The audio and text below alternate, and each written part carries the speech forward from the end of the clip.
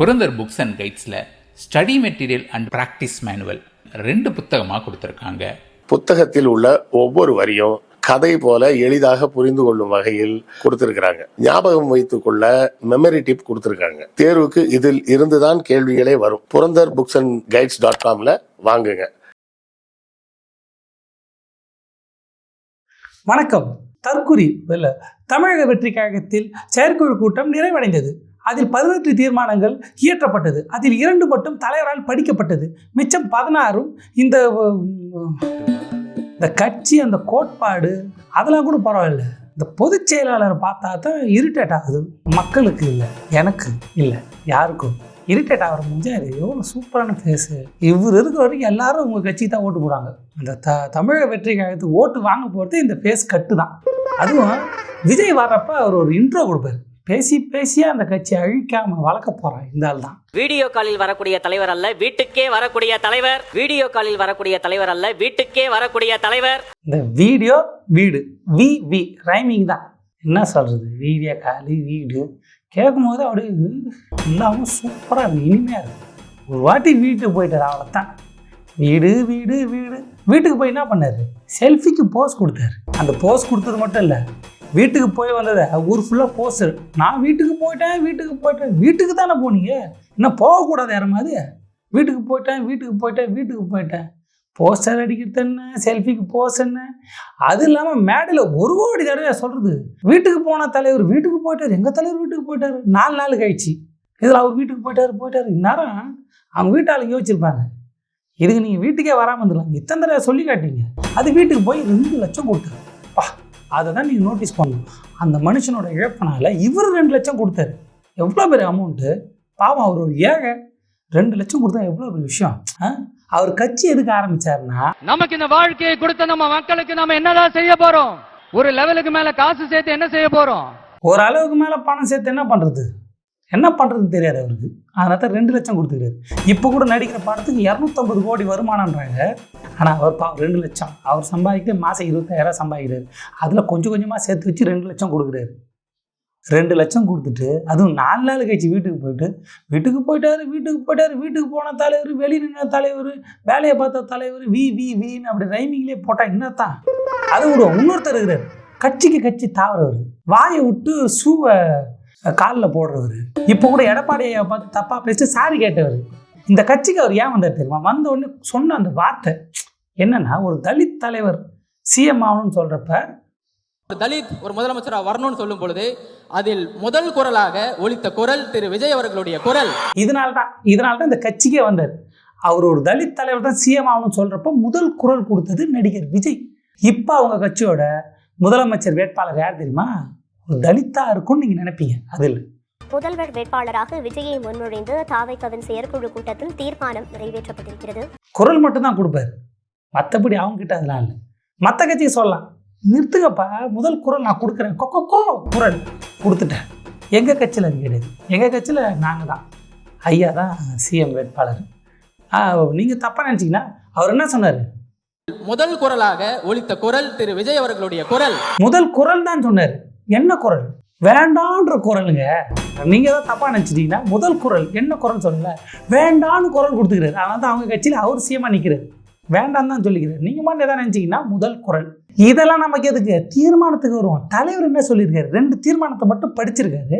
பார்த்து படிக்கணும்ல, அப்போ கரெக்டாக படிக்கணும். தீர்மானம் சரியாக சொல்லணும், ஸ்பெல்லிங் மிஸ்டேக் இல்லாமல் ப்ராப்பராக ப்ரொனவுன்ஸ் பண்ணணும். அதுக்காக பார்த்து படிக்கிறார். தீர்மானம் என்னன்னா, கூட்டணி பற்றி.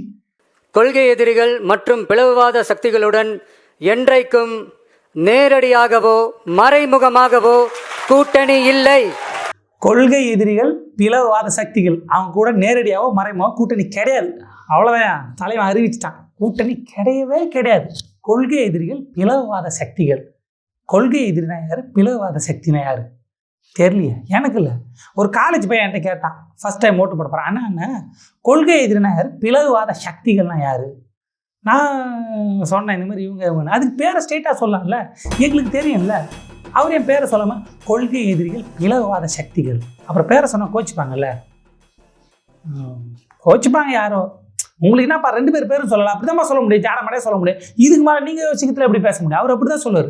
கொள்கை எதிரிகள், பிளவுவாத சக்திகள் கூட கூட்டணி கிடையாது, நேரடியாக சொல்ல முடியாது, அப்படிதான் நினைப்பீங்க. சொல்லிட்டாரு நேரடியாக. என்ன சொன்னார்னா பேரை சொல்லிட்டாரு. பல கோடி வருஷத்துக்கு அப்புறம் பேரை சொல்லிக்கிறாரியா ஃபர்ஸ்ட் டைம். அது என்ன சொன்னார், பிஜேபி கூட கூட்டணியே கிடையவே கிடையாது, அது கூட்டணி இருக்கிற கட்சி, அந்த கட்சி கூட நான் கூட்டணி எதுவுமே சொல்ல. என்ன சொன்னார், நான் பிஜேபின்னு ஒன்றிய அளவில் மலிவான அரசியல் ஆதாயங்களுக்காக மக்களை மத ரீதியாக பிளவுபடுத்தி மக்களிடையே வேற்றுமையை விதைத்து அதில் குளிர்காய நினைக்கிறது பாஜக. அவர்களின் இந்த விஷமத்தனமான வேலைகள் வேறு எங்கு வேண்டுமானாலும் எடுபடலாம், ஆனால் தமிழகத்தில் ஒருபோதும் எடுபடாது. தமிழகத்தில் ஒருபோதும் எடுபடாது. எல்லாம் எடுபடும் நினைச்சாங்க, இப்போதான் தெரியுது எடுபடாதா. அடாடா, நாங்கள் கூட எடுபட நினைச்சோமே, யாருக்கும் தெரியாத விஷயம்ப்பா. பிஜேபி கூட கூட்டணி இல்லை, பிஜேபி எதிர்க்கிறோம், பிஜேபி நாங்கள் ஒழிப்போம், நேரடி எதிர்கட்சி நாங்கள் தான், பிஜேபிக்கு எதிராக நாங்கள் நின்று செயல்படுவோம், பிஜேபி கூட கூட்டணி வச்சுக்கிற அதிமுகவை நாங்கள் எதிர்ப்போம், அவங்க கிட்டே வரமாட்டோம், அதெல்லாம் இல்லை. அவங்களுக்கு எடுபடாது, அது யாருக்கும் தெரியாது, கண்டுபிடிச்சிட்டாருப்பா. நீங்கள் அப்படி நினைப்பீங்க, அவர் அப்படிலாம் பேச ரொம்ப தெளிவாக, ரொம்ப சிம்பிளாக, மக்களுக்கு புரிகிற மாதிரி சூப்பராக சொல்லியிருக்கிறாரு. கேளுங்க. இங்கு தந்தை பெரியாரை அவமதித்தோ, அறிஞர் அண்ணாவை அவதூறுக்கு உள்ளாக்கியோ, அல்லது தமிழ்நாட்டின் மதிப்பிற்குரிய தலைவர்களை வைத்தோ அரசியல் செய்ய நினைத்தால் அதில் பாஜக ஒருபோதும் வெற்றி பெறவே இயலாது. வெற்றி பெற இயலாது. தூய தமிழ் இயலா.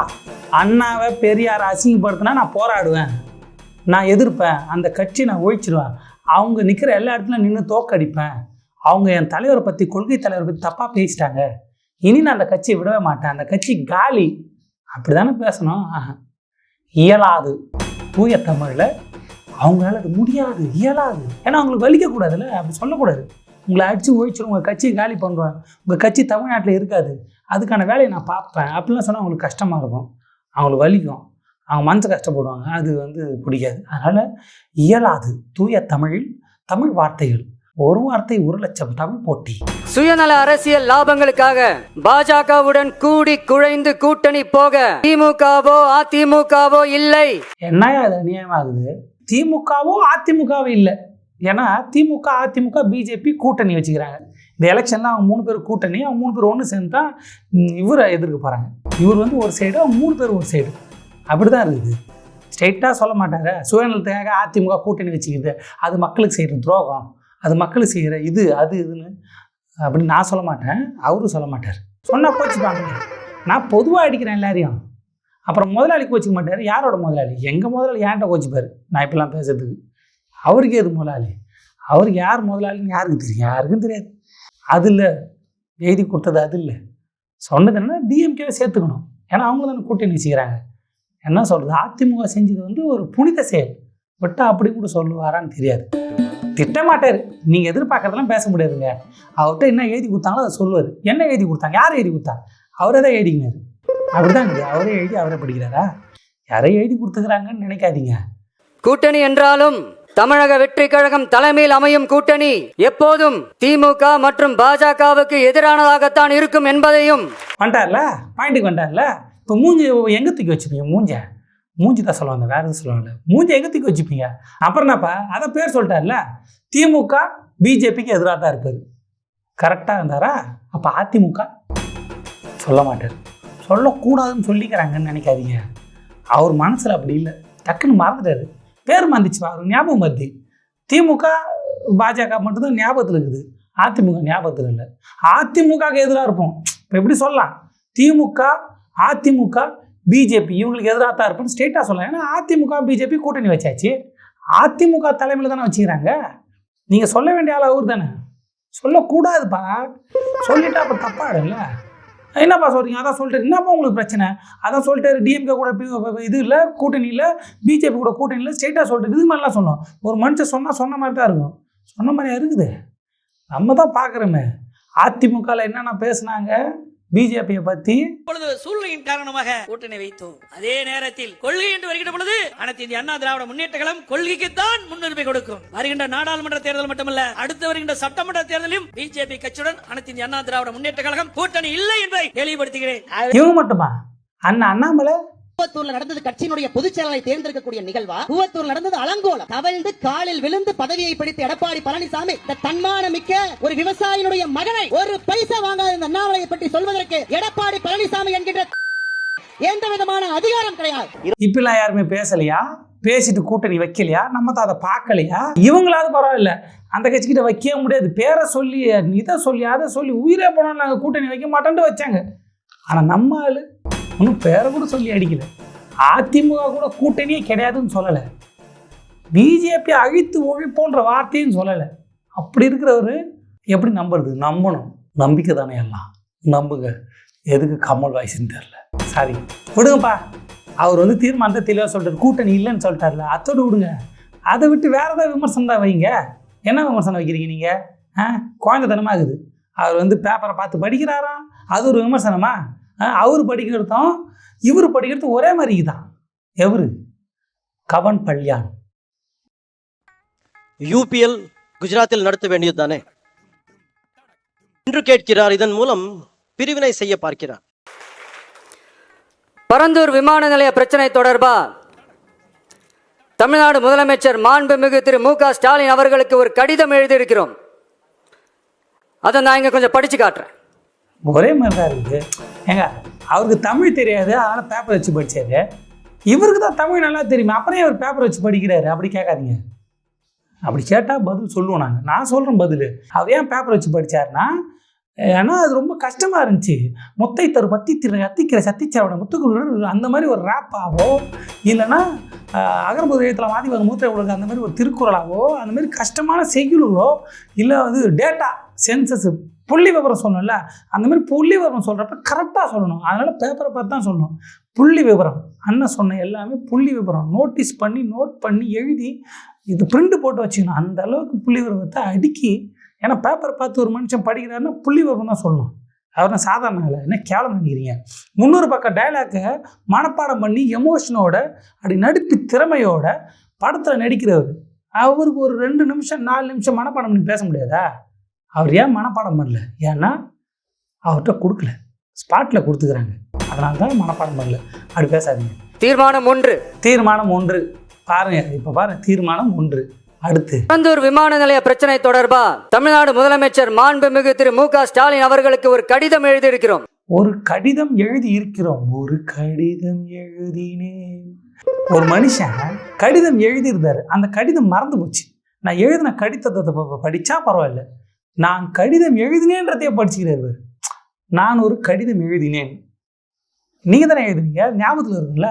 நான் ஒரு கடிதம் எழுதினேன். அந்த கடிதம் என்னன்னா, அப்படி படித்தா பரவாயில்ல, நான் ஒரு கடிதம் எழுதினேன். ஒரு கடிதம். அந்த கடிதம் என்னன்னா, மாண்புமிகு தமிழ்நாடு முதலமைச்சர் அவர்களுக்கு வணக்கம். பரந்தூர் பகுதியில விவசாய நிலங்களை அழிச்சிட்டு புது ஏர்போர்ட் கட்டுறதுக்கு எதிர்ப்பு தெரிவிச்சு அந்த பகுதியில இருக்கிற பொதுமக்களும் விவசாயிகளும் வருஷ கணக்கா போராடிக்கிட்டு இருக்காங்க. இதை ரொம்ப நாளா சொல்லிட்டு இருக்காரு. இதே எதுக்கு பார்த்து படிக்கணும்? பரந்தூர் பிரச்சனையில மக்கள் கூட தான் நம்ம நிற்கணும். அது நம்மளோட நிலைப்பாடு. தமிழக வெற்றி கழகத்தின் தொண்டர்களே, மதிப்புக்குரிய தொண்டர்களே, உங்களிடம் ஒரு கேள்வி. அது நீங்கள் எழுதின லெட்டர் தானே? உங்கள் தலைவர் எழுதின லெட்டர் தானே? ஆல்ரெடி எழுதி கொடுத்த லெட்டர் தானே? அது கூட பார்த்து பரவாயில்ல, பார்த்து படிக்கலாம். ஆனால் இந்த அளவுக்கு அந்த மக்கள் விவசாய நிலத்தை அழிச்சு அந்த மக்களும் பொதுமக்களும் போராடுறாங்கன்ற விஷயம் ஒரு பேசுறதை கேட்டு நான் 300 தடவை சொல்லிட்டேன் இந்த டேக்கில். ஆனால் அவரால் சொல்ல முடியல பாருங்க. ஏன்னா லெட்டர் அவர் எழுதலை, யாரும் எழுதி கொடுத்துக்கிறாங்க, அவர் படிக்கிறாரு அப்படின்னு நினைக்காதீங்க. அவர் எழுதுதான், ஆனால் அவர் மறந்துட்டாரு. போராட்டத்தில் அவங்கள தமிழக வெற்றி கழகம் சார்பா நான் போய் பார்த்தேன். அவர்களை நான் போய் பார்த்தேன், அதையும் நான் பார்த்து தான் படிப்பேன். என்ன இது? நான் பார்த்ததே பார்த்து படிக்கிற அளவுக்கு திறமசாலி எங்க ஐயா. என்னையா இது? யாரையாவது பார்த்தா, நான் உங்களை பார்த்தனே, இன்னைக்கு போன வருஷம் உங்களை பார்த்தனே, அந்த பிரச்சனையில் உங்களை மீட் பண்ணினேன், எல்லாத்தையும் நம்ம ஞாபகம் வச்சு சொல்லுவோம். ஆனால் அவர் அப்படி கிடையாது. அவர் பார்த்ததே பார்த்து தான் படிப்பார். நான் போய் பார்த்தேன். நான் போய் பார்த்துக்கிறேன். எப்போ இதை போய் எழுதி கொடுத்துக்கிறீங்க? சொல்லியிருந்தேன், நானே சொல்லியிருப்பேன். நீங்கள் போய் பார்த்தீங்களே சார், அதை சொல்கிறீங்கன்னு சொன்னால் சொல்லியிருப்பாரு இல்லை? எழுதி கொடுத்துக்கிறாங்க சார், அதை போய் அப்படி நினைக்காதீங்க. அவரே எழுதி படிக்கிறார். நான் போய் பார்த்தேன். என்ன இது? பார்த்து படிக்கலாம் இந்த அளவுக்கு? அது மனுஷன் பார்த்து படிக்கிறப்ப இப்போ நம்ம படிப்போம்ல, ஒன்று இதை பார்த்து அப்படியே கடற்கன்னு படிக்கணும், வேறு படிக்கணும். இல்லைன்னா பார்த்து படிச்சுட்டு மனப்பாடம் பண்ணிட்டு இப்படி பார்த்து பேசணும். தலைவர் எப்படின்னா, அவர்களை நான் போய் பார்த்தேன். முதல்வர் ஸ்டாலின் அவர்களுக்கு கடிதம். அது இங்கே பார்த்துட்டு இங்கே பார்க்குது, எனக்கு புரியலையே. ஒன்று இங்கே பார்க்கணும், இல்லை அங்கேயே பார்க்கணும். அதான் உங்களுக்கு புரியணும். நான் பேசுறது உங்களுக்கு புரிஞ்சிச்சா நான் செக் பண்ணுறேன். தலைவர்களே, அவர்களே, தமிழகத்தின் முதல்வர்களே, புரிஞ்சிச்சு. அந்த மாதிரி தான் இருக்குது. என்ன அது ஒன்று பார்த்து இதுனா இதுவா, அதெல்லாம் நீங்கள் கேட்கக்கூடாது. எப்படியோ படிக்கிறார்ல, விஷயத்துக்கு வாங்க. அவர் எதை வச்சு படிக்கிறாரு, எதை பார்த்து படிக்கிறாரு, மனப்பாடம் பண்ணுறாரா, செய்யல. இது மனப்பாடம் பண்ணி சொன்ன மார்க்காக கொடுக்க போகிறீங்க, கேட்டு போங்க. அதானே உங்கள் ஆன்சரு. நானே சொல்லிடுறேன். மக்கள் பாதிக்காத வண்ணம் விமான நிலையம் அமைக்கப்படும்னு. என்னது? மக்கள் பாதிக்காத வண்ணம் விமான நிலையம் அமைக்கப்படும்னு.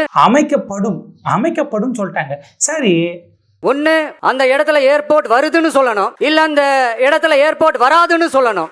வருதுன்னு சொல்லணும், இல்லை வராதுன்னு சொல்லணுமா? அதான் தெளிவாக சொல்லிட்டாங்களே வரும்னு. அதே நீங்களே தானே சொன்னீங்க இப்போதானே. விமான நிலையம் அமைக்கப்படும்னு அதான் வரும்னு சொல்லிக்கிறாங்க. ஒண்ணு அந்த இடத்துல ஏர்போர்ட் வருதுன்னு சொல்லணும், இல்ல அந்த இடத்துல ஏர்போர்ட் வராதுன்னு சொல்லணும். இது எப்படி இருக்குதுன்னா, ராமர் ஒரு காமெடியில் சாப்பிட்டியா, சாப்பிடலைங்க, என்ன சாப்பிட்ட, அதான் சாப்பிடல சொல்கிறல்ல, அந்த மாதிரி தான் இருக்குது. அதான் சொல்லிட்டாங்க வரும்னு, மறுபடியும் வரும்னு சொல்லுங்க, வராதுன்னு சொல்லுங்களேன். அதான் சாப்பிடல சொல்கிறல்ல. இவர் சாப்பிடல போல. இது சாப்பிடாம நீங்கள் பேப்பர் கொடுத்தீங்கன்னா என்ன பண்ணுறது? கொஞ்சம் மயக்கத்தில் கொஞ்சம் இதுவாக ஸ்கூலில் மிஸ்ஸு சொல்லிக்கிறாங்க, மனப்பாடம் பண்ணி படிக்கக்கூடாது, புரிஞ்சுட்டு படிக்கணும்னு. தலைவர் மனப்பாடம் பண்ணல, புரிஞ்சுன்னு படிக்கல, பார்த்து படிச்சுக்கிறாரு, பசியில் சாப்பிடாம படிச்சுக்கிறாரு. அதனால இப்படி ஆகிடுது. என்ன இது கொடுமையாக இருக்குது. பார்த்து படிக்கும் போது இந்த நிலைமையா? இந்த மாதிரி மனுஷன் பார்த்து படிக்கிறவர் தான் நாளைக்கு நம்ம தமிழ்நாட்டை பார்த்துப்பார். பார்த்துப்பார், பார்த்து படிப்பார். பாப்பா அப்புறம் ஒரு சவால். என்னடா பார்த்து படிக்கிற அசிங்க பத்தி பேப்பர் அப்படி தூக்கி போட்டு ஒரு சவால் பாருங்க. இதையெல்லாம் நீங்க செய்யாம எல்லாத்தையும் கடந்து போகணும்னு நீங்க நினைச்சீங்கன்னா, பரந்தூர் பகுதி விவசாய மக்களையும் பொதுமக்களையும் நானே அழைச்சிக்கிட்டு வந்து தலைமை செயலகத்துல உங்களை நேர்ல சந்திச்சு, என்ன எமோஷனு, உங்களை நேர்ல சந்திச்சு எமோஷனா ஒரு மனுஷன் கோவப்பட்டு பேப்பர் பார்க்காம பேசுறாருன்னா ஏதோ பெரிய விஷயம் நினைக்கிறேன். அங்க பக்கத்துல பாருங்க, கில்லி பட கிளைமேக்ஸ், கமான் எஸ் யோ அங்க ஒருத்தர் கமான் பத்ரி பட கிளைமேக்ஸ். அது அந்த மாதிரி நேர்ல சந்திச்சு ஏதோ ஒன்று பெரிய அறிவிப்பு வரப்போதியா. இதாயா அரசியல் பரபரப்பா சூடா இருக்குது. நேர்ல சந்திச்சு உங்களை நேர்ல சந்திச்சு முறையிடுற நிலைமை உண்டாகும். முறையிட போறீங்களா? முறையிடுறதுக்கா இவ்வளோ? அதை சிம்பிளாக சொல்லுங்க. உங்களை நேரில் சந்தித்து முறையிடுற நிலைமை உண்டாகும், இல்லை உங்களை நேரில் சந்தித்து போராடுற நிலைமை உண்டாகும், முற்றுகையிடுற நிலைமை உண்டாகும். நான் அங்கே பெரிய போராட்டம் நடத்துவேன் அப்படி சொன்னால் ஸ்தம்பிச்சு போட தமிழ்நாடு, அந்த மாதிரி ஒரு பெரிய விஷயத்தை எதிர்பார்த்தேன். முறையிட போயிடுது. அதுக்கு தான் என்ன பண்ணுறது? பேப்பரும் இல்லை, மனப்பாடம் பண்ணல, எமோஷன் சொல்ல டைரக்டர். இந்த இடத்துல இந்த எமோஷன் ஏற்றி இறக்கணும் யாரும் சொல்ல. நேரில் சந்திச்சு முறையிட போகிறேன். அப்படி ஒரு சூழலை நீங்க உருவாக்க மாட்டீங்கன்னு நான் நம்புறேன். அப்படி ஒரு சூழலை நீங்க உருவாக்க மாட்டீங்கன்னு அவர் நம்புறாரு. அப்படி உருவாக்குனீங்க, அதையும் மீறி அப்படி ஒரு சூழல் வந்துச்சுன்னா நான் ஃபேஸ் பண்ண தயாரா இருக்கேன்.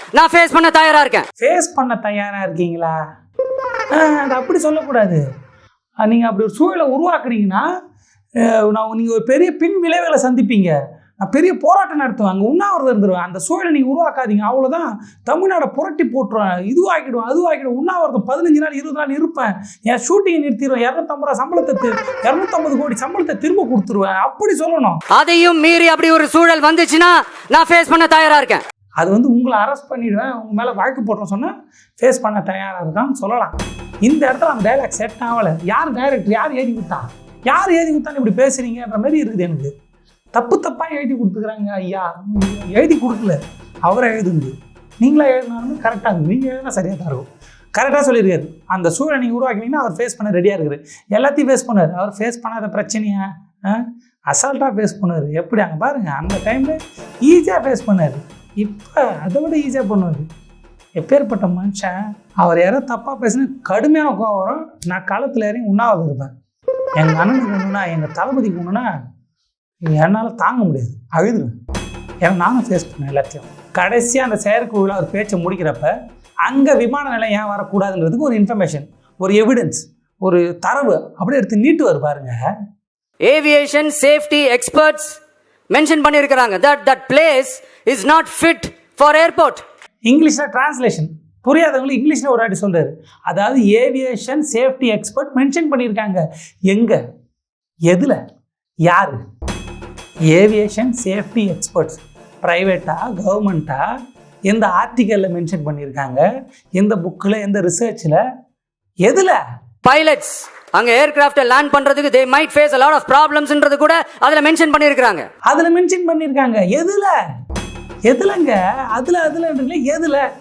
எதில் மென்ஷன் பண்ணியிருக்காங்க? எங்கே வந்திருக்கு அந்த ஆர்டிக்கல், எங்கே வந்திருக்கு அந்த ரிசர்ச், எங்கே வந்திருக்கு அந்த பேப்பரு, வீடியோவா ஆடியோவா, யார் எவர் பேர் என்ன, ஏதாவது சொல்லுங்க. அங்கே வந்திருக்குன்னா எங்கே வந்திருக்கு? அந்த வாட்டர் பாடிஸ் அழிச்சு அதுக்கு மேல ஏர்போர்ட், அந்த பில்டிங்ஸ், அந்த ரன்வேஸ் இதெல்லாம் வந்ததுக்கு அப்புறம் ஒரு மழைக்காலமோ இல்ல ஒரு floods டைம்லயோ the whole Chennai city will be flooded. இங்கிலீஷ்ல சொன்னாலும் சரி, யாரு எங்க எதுல சொல்லியிருக்காங்க அதை சொல்லிட்டு போங்க ஐயா அதை சொல்லிட்டு போங்க ஐயா. இவனு வேற கேள்வி கேட்டு சாவடிப்பாங்களே என்ன. ஏன்னா நான் ஒரு தீவிர விஜய் ரசிகர், உலகத்துக்கே தெரியும். அவர் விஜய் வெறியன், தற்கொலை தமிழக வெற்றி கழகத்துக்காக நான் வந்து போராடுறேன். என் காலத்தில் நின்று ஓட்டு கேட்பேன். இந்த மனுஷனோட ஃபேஸுக்கு எத்தனை பேர் ஓட்டு போடுவாங்களோ அதை விட ஒரு ஓட்டு நான் கம்மியாக தான் வாங்குவேன். ஏன்னா அந்த ஃபேஸ் அப்படி, அந்த ஃபேஸை பார்த்து, அந்த வாய்ஸை பார்த்து, அந்த ஸ்பீச்சை பார்த்து யாராவது ஓட்டு போடாமல் இருப்பாங்களா? அப்படியேப்பட்ட மனுஷன். அது ஒரு பக்கம் இருக்கட்டும். ஐயா சொன்னது எதில் சொல்லியிருக்காங்க, எங்கே சொல்லியிருக்காங்க கேள்வி தான் எழுப்புறோம். அந்த மக்கள் போராட்டத்தையோ அவங்க கஷ்டத்தையோ கிண்டல் பண்ணுறதோ இல்லை அந்த வழியை கொச்சப்படுத்துறது நம்ம வேலை இல்லை. நம்ம அந்த மக்கள் கூட தான் இருக்கிறோம். மக்களுக்கு என்ன வேண்டுமோ அதை தான் இந்த அரசாங்கம் செய்யணும்னு வலியுறுத்துறோம், நம்ம கூட இருக்கிறோம். ஆனால் ஐயா சொன்னது எங்கே, எதில்? இங்கிலீஷில் சொன்னாலும் அது எதில், அதை மட்டும் சொல்லிட்டு போங்க ஐயா. ஐயா பார்த்து படிக்கிற வரைக்கும்